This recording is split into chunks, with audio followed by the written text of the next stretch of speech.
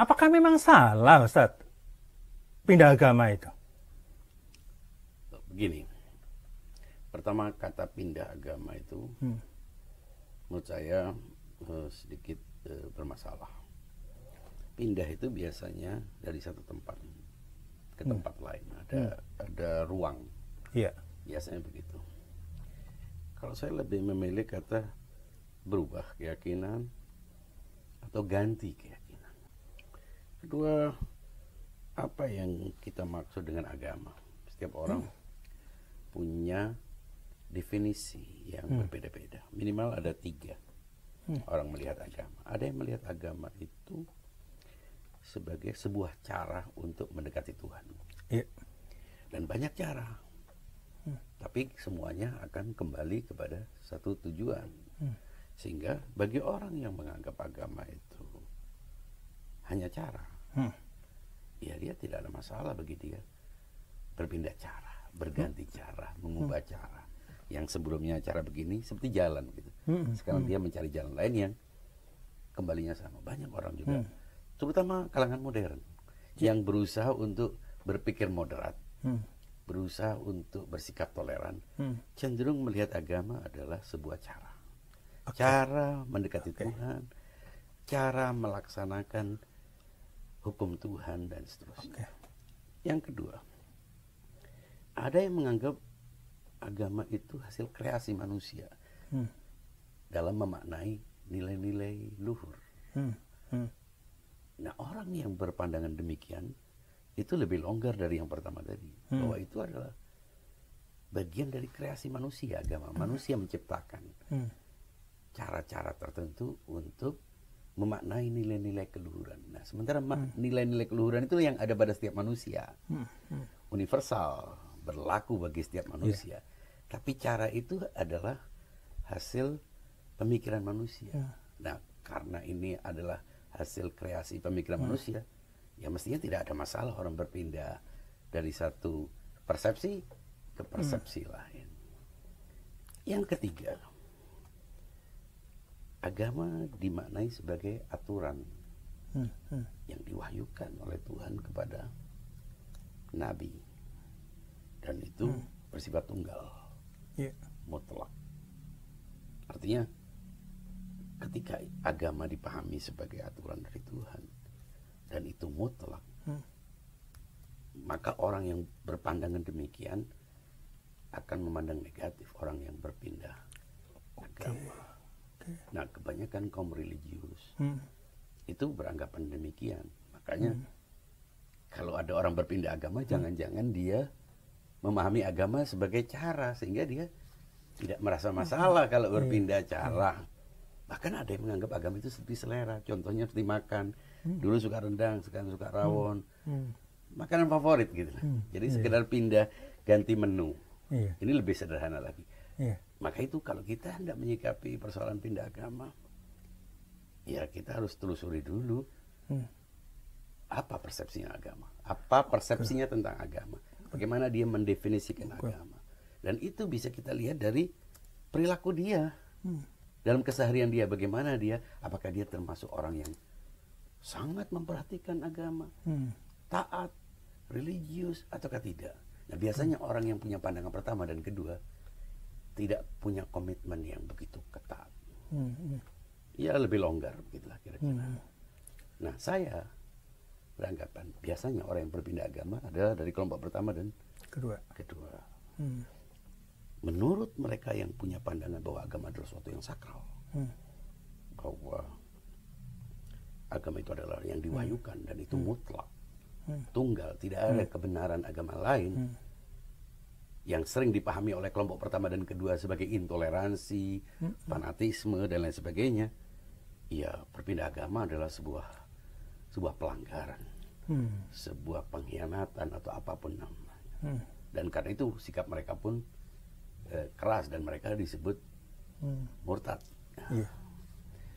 Nah, itu kira-kira untuk menjawab pertanyaan apakah salah atau tidak. Artinya tidak bisa kita menyimpulkan atau mencari jawaban langsung ini salah atau benar sebenarnya, Ustaz, sebelum kita memahami dulu seperti apa sebenarnya orang yang ganti keyakinan itu? Maksudnya sudut pandangnya di pertama, kedua, atau ketiga?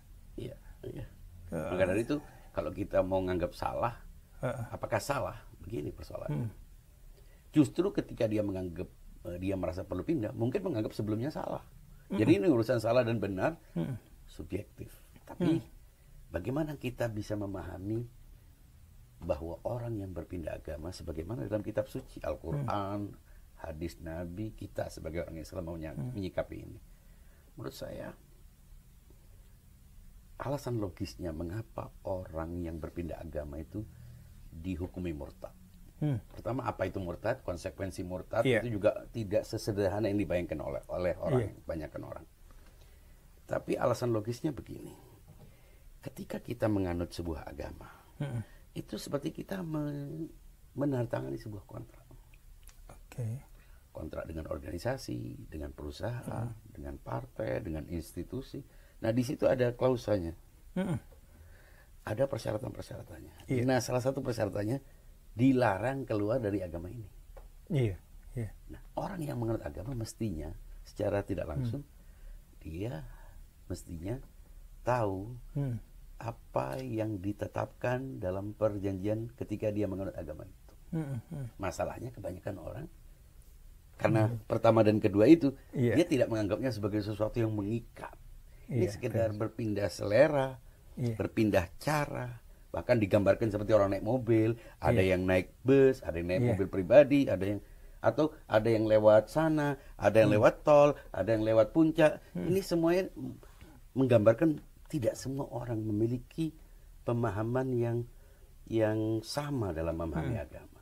Maka dari itu saya lebih cenderung untuk menelusuri apa di balik fenomena perpindahan agama. Ada orang berpindah agama karena posisi sosial dia mengharuskan untuk menarik perhatian, mencari sensasi, menjual diri. Sehingga berpindah agama itu adalah sesuatu yang kontroversial. Orang akan menyukai atau orang akan membenci. Dan itu akumulasinya semua menguntungkan di dunia media sosial. Tidak penting disukai atau dibenci. Ketika orang membicarakan, maka itu menguntungkan secara sosial dan itu bisa mendongkrak popularitas. Ada sebagian orang yang wirawiri keyakinan, terutama kalangan selebritis yang memang nafkahnya itu dari viewer, dari follower, dari penggemar dan lain sebagainya. Ada lagi orang yang berpindah agama karena problem-problem di luar agama, problem sosial, dia punya keretakan, hubungan.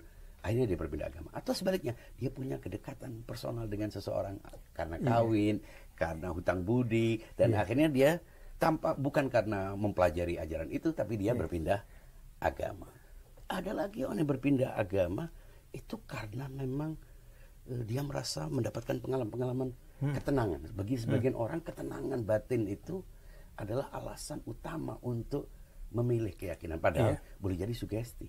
Sebab kalau ketenangan itu ada pada sebuah agama, mestinya orang akan berpindah kepada satu agama. Ternyata orang dari agama ini ketika mempelajari agama ini seperti merasa tenang. Dia masuk ke tempat ibadah agama ini, ternyata dia merasakan ketenangan. Lalu dia serta-merta tanpa mempelajari ajarannya, langsung dia berpindah agama. Atau justru dia masuk masjid, masuk kuil, masuk sinagog, masuk apapun, dia merasakan ketenangan. Hanya dengan alasan sebuah ketenangan yang boleh jadi itu karena sebuah reaksi psikologis, dia langsung berpindah agama. Jadi motivasi orang itu bermacam-macam. Ada orang berpindah keyakinan atau berpindah agama karena alasan rasional. Entah apapun keyakinannya, entah agama. Kita menyebutnya keyakinan supaya lebih luas dari sekedar agama.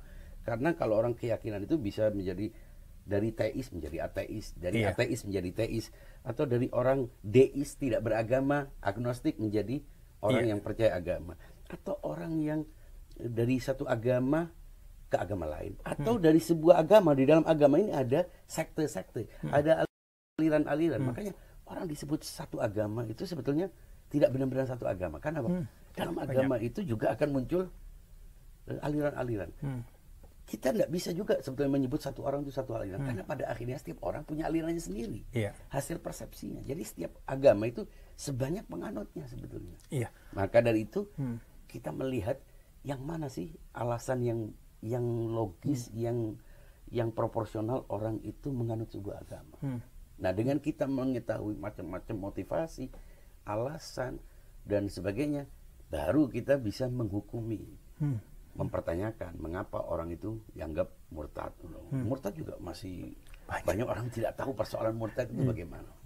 Artinya sebenarnya tidak tunggal alasannya itu, Ustaz. Kebanyakan orang untuk memilih ganti keyakinan itu. Ya, dulu orang karena Indomie bahkan. Karena Indomie, karena alasan ekonomi orang berpindah agama. Karena tekanan. Dia minoritas misalnya, di tengah tekanan masyarakat yang mayoritas, sementara dia perlu mencari nafkah, dia perlu beradaptasi, bersosialisasi. Orang kadang pindah agama, semudah itu. Artinya kalau bisa saya simpulkan, Ustaz, mungkin Ustaz, tidak ada masalah sebenarnya orang mau ganti keyakinan apapun, karena tergantung dari sudut pandang kita sendiri, apakah kita adalah sudut pandang orang pertama, kedua, atau ketiga.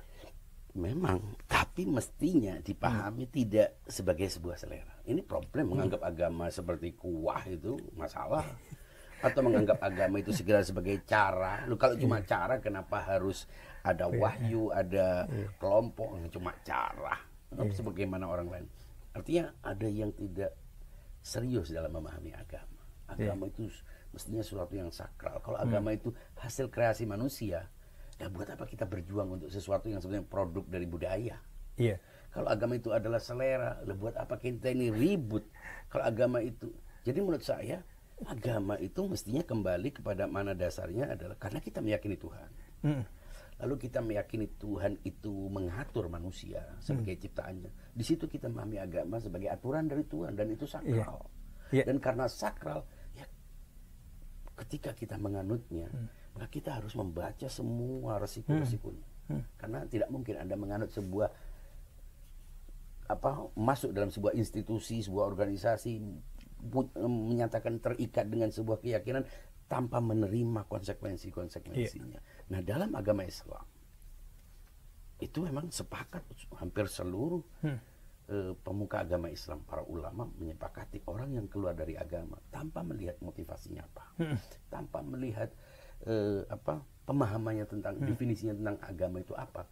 Pokoknya begitu keluar dari agama, ya salah sendiri mengapa Anda menganut agama. Mestinya Anda baca itu klausanya supaya jelas konsekuensinya. Ketika Anda harus menerima resiko ini dan Anda dianggap murtad, ya itu resiko.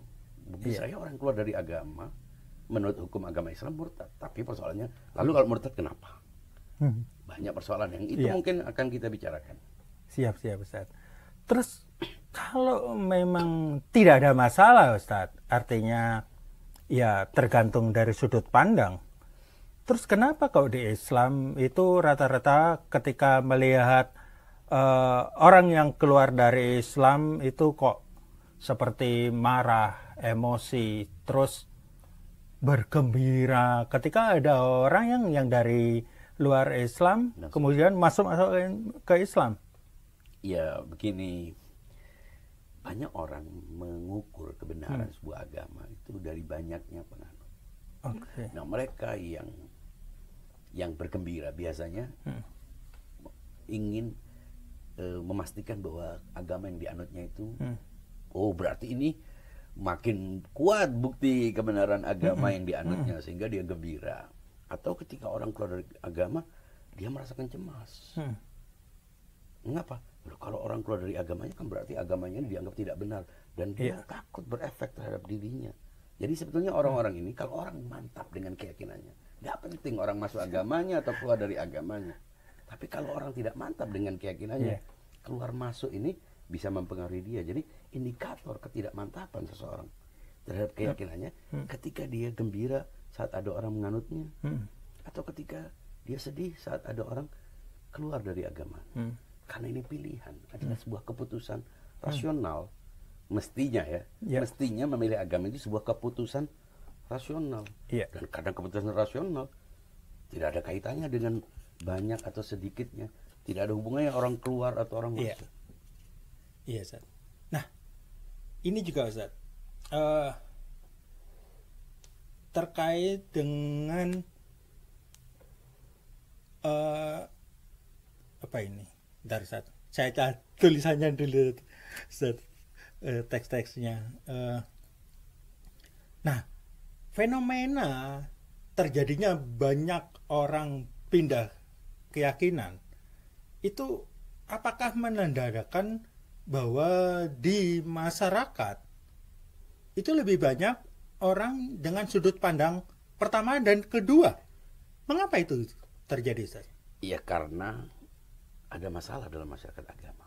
Agama ini sudah menjadi industri. Oke. Agama itu menjadi komoditas. Sehingga banyak orang membuat semacam event-event keagamaan, tapi isinya hanya perintah dan larangan. Isinya itu hanya ancaman neraka dan surga. Tapi hampir jarang yang berbicara tentang bagaimana menyadarkan masyarakat untuk punya alasan-alasan logis memilih agama. Nah, asumsinya kan orang sudah memilih agama ini, padahal tidak memilih. Kebanyakan manusia itu terlanjur beragama. Iya. Dia berada dalam lingkungan yang orang semua beragama. Akhirnya seiring perjalanan waktu dia beradaptasi, padahal boleh jadi dia tidak punya alasan logis. Dia belum punya keputusan untuk beragama. Nah, orang begini sebetulnya mudah berpindah agama. Makanya kalau ada kehebohan, ada tokoh masyarakat tiba-tiba menyatakan diri keluar dari agama ini, masuk ke agama itu, lihat dulu track recordnya, perjalanan hidupnya. Oh, ternyata memang sejak semula dia tidak punya komitmen terhadap agama yang ditinggalkannya. Gak Jadi serius sebenarnya, maksudnya. iya, dia tidak serius benar-benar menganutnya. Saya justru menganggap orang ini tidak pernah pindah agama. Dia belum beragama. Dia belum menentukan pilihannya. Tapi secara sosial, secara formal, kan orang harus beragama. Iya. Secara kesejarahan dia terlahir dari keluarga beragama ini. Tapi sebetulnya dia belum benar-benar menganut agama karena dia terlahir dari agama itu. Dia terlanjur beragama itu. Tapi dia benar-benar menganutnya, memilih sebuah agama ketika dia menyatakan keluar dari agama itu justru. Jadi bagi saya, boleh jadi orang yang diributkan karena pindah agama, ganti agama, sebetulnya dia tidak benar-benar beragama. Mengapa? Karena perilakunya, pandangannya tidak mencerminkan komitmen seseorang terhadap sebuah agama. Nah, apakah ini berarti buruk, Ustaz?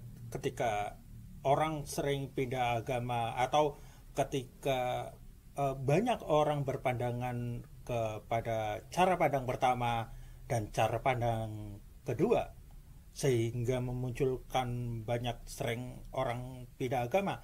Karena sebagian orang juga beralasan kami sedang dalam pencarian.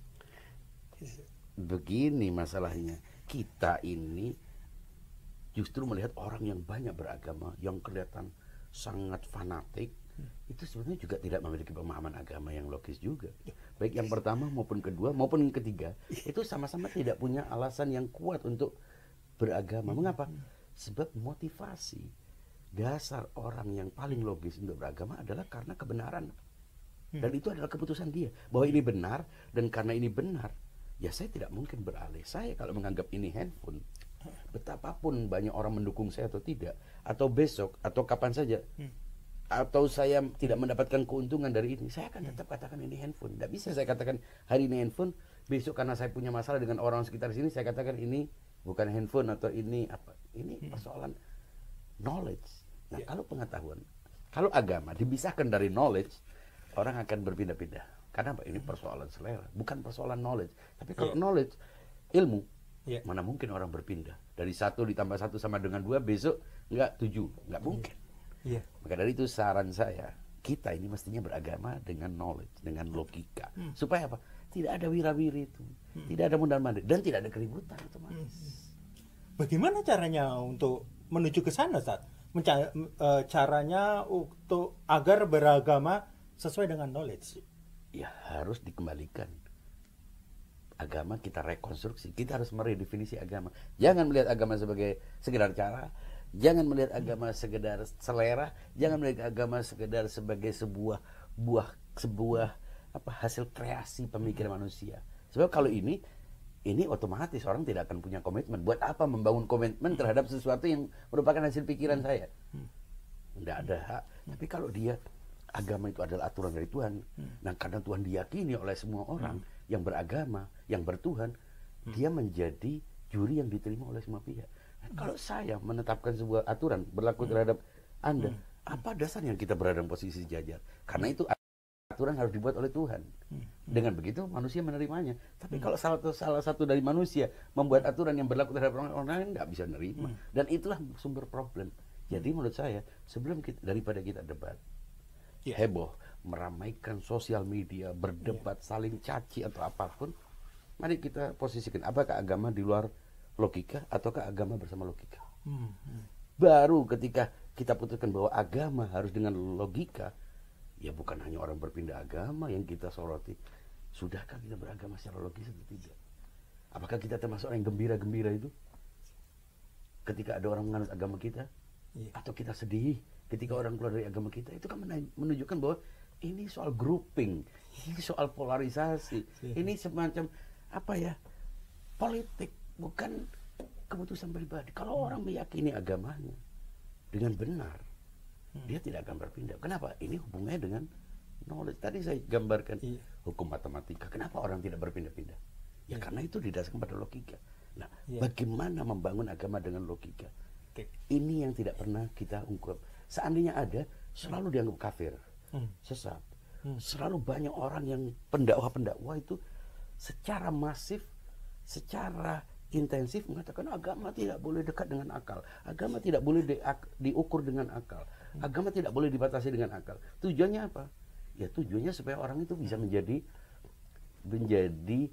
robot-robot yang dikendalikannya, menjadi umat yang bisa diperah, dan mereka adalah kapital, itu adalah modal, umat adalah properti yang dikuasai, tidak boleh dimiliki oleh orang lain. Tapi kalau orang beragama dengan akal sehat, ya dia punya independensi, dia punya otonomi, dia punya kedaulatan personal untuk menentukan mana yang benar, mana yang salah. Jangan lupa, ketika kita menyatakan sebuah agama sebagai benar, tidak selesai. Dalam agama ini juga macam-macam aliran. Nah, sudah beragamanya tanpa logika, ketika dia memutuskan sebuah aliran pun tanpa logika, yang muncul adalah ekstremisme, keributan, dan lain sebagainya. Begini, Zat. Tadi kan Antum bilang di dalam agama pun banyak agama-agama lain. Terus perpindahannya atau ganti-gantinya pun ternyata bermasalah di dalam agama itu sendiri, apalagi di luar. Solusinya, Ustaz? Solusinya tetap kembali, semuanya harus difilter dengan akal sehat, dengan logika. Baik antar agama maupun antar aliran-aliran dalam agama. Selama kita menganggap kebenaran itu adalah kita, jadi kita ini menganggap rumah kita itu yang paling baik. Kenapa? Karena kita menempatinya. Kan mestinya tidak. Rumah itu baik atau tidak, apa parameternya? Bagaimana supaya orang tidak ribut, tidak bersengketa? Bangun kriteria-kriteria logis yang dimana orang menerima. Sekarang enggak. Rumah saya bagus. Kenapa? Karena saya tempati. Karena saya sudah memilikinya. Inilah yang paling bagus. Inilah yang terbaik. Itu kan tidak logis. Dan itu yang terjadi di tengah masyarakat agama. Entah agama apa. Saya tidak bicara tentang agama apa. Fanatisme bukan hanya milik satu kelompok agama. Fanatisme, ekstremisme, kebodohan atas nama agama ini, itu ditanam oleh sebagian para agamawan sepanjang sejarah, sehingga umatnya makin beragama makin bodoh. Sebagian begitu. Kan biasanya orang mendapatkan pencerahan agama, dapatkan ceramah-ceramah agama makin pinter. Ini enggak, makin bodoh dia, makin tidak bisa menerima pandangan orang lain. Bukan hanya antar agama, di dalam interagama terjadi persekusi, intoleransi, aksi teror bahkan kadang-kadang terhadap sesama agama. Jangan lupa, pengeboman di masjid-masjid itu dilakukan oleh orang-orang seagama. Jadi persoalannya kompleks. Menurut saya kita harus kembali kepada titik awal. Apakah kita mau beragama dengan akal sehat atau tidak? Kalau agama tidak bisa didekati dengan akal sehat, maka berarti agama bukan untuk manusia, untuk binatang. Sampai sebegitu itu. Iya. Loh, kalau agama itu tidak bisa dikenali dengan akal, di mana akal itu juga diciptakan oleh Tuhan. Agama datang dari Tuhan. Iya. Akal juga diciptakan oleh Tuhan. Kenapa harus dipertentangkan? Iya, iya. Dan akal itu bukan akal pribadi. Iya. Banyak orang berusaha, akal itu kan terbatas. Tahu dari mana kamu terbatas? Loh, kalau terbatas, kenapa kita punya dasar-dasar dalam komunikasi ini semua pakai akal? Iya, Emangnya pakai iya. apa? Jadi menurut saya, akal itu dari Tuhan, agama dari Tuhan, akal juga dari Tuhan. Nah, tidak sembarang akal. Ada parameter akal universal, setiap orang bisa sepakat. Hukum-hukum juga dimunculkan dari situ. Iya. Matematika saya katakan, etika umum, Iya. tentang baik dan buruk kan semua orang sepakat itu. Jadi enggak semuanya apa yang diakal itu nanti khawatir orang akan tidak percaya. Ternyata ada orang tertentu yang takut bila akal digunakan, doktrin-doktrin yang sudah ditanamkan ini akan ditolak. Iya. Jadi ini persoalan power, urusan Iya. kekuasaan atas nama agama. Dan itu yang banyak di masyarakat kita saat ini. Dan kita tidak punya ruang, tidak cukup waktu, tidak punya kesempatan untuk menjelaskan ini. Kenapa? Keburu disesatkan, dikafirkan, Iya. sehingga orang tidak punya kesempatan untuk mendengarkan apa pandangan kita. Iya. Orang tidak mau dengar, kenapa? Sudah dilabeli sesat, Iya. sudah dicap kafir, Iya. sehingga apapun yang disampaikannya, meskipun benar, tetap dia Iya. kafir. Inilah yang menjadi ironi dan tragedi intelektual di Iya. tengah masyarakat beragama. Iya. Saya garis bawahi Ustadz ya. Ironi. Ironi. Syukran Ustadz atas Oke. waktunya dan penjelasannya. Siap. Terima kasih. Ya. Assalamualaikum warahmatullahi wabarakatuh. Waalaikumsalam warahmatullahi wabarakatuh.